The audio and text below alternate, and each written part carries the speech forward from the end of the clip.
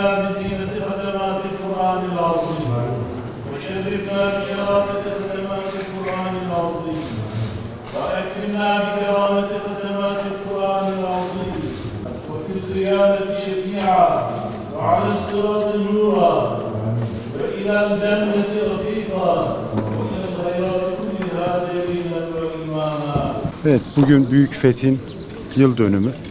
Başta Fatih Sultan Mehmet Han Hazretleri olmak üzere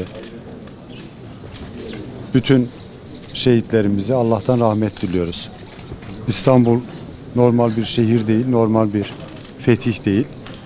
Peygamber Efendimizin övgüsüne mazhar olmuş bir şehir, bir ordu ve bir komutan. Bugün de protokolümüzle birlikte türbede dua ettik.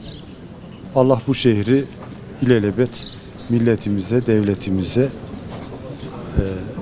yar etsin.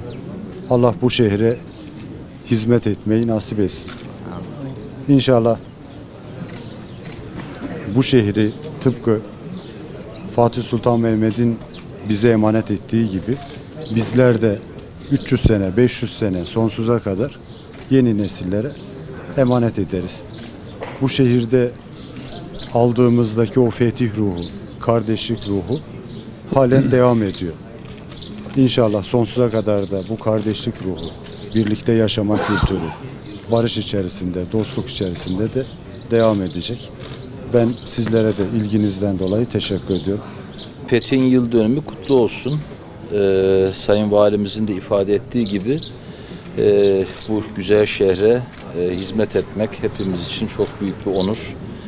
Fatih Sultan Mehmet Han'ın fethi bir çağ değiştiren fetihtir. O fethin ışığında İstanbul'umuza güzel hizmetler sunan başta bütün belediye başkanlarımıza ve bütün devlet erkanına ebediyete intikal etmiş olanlara rahmet diliyorum. Bizler de bu şehre layık olan insanlar olmayı elbette diliyoruz. Fatih Sultan Mehmet Han'ın ruhu şad olsun.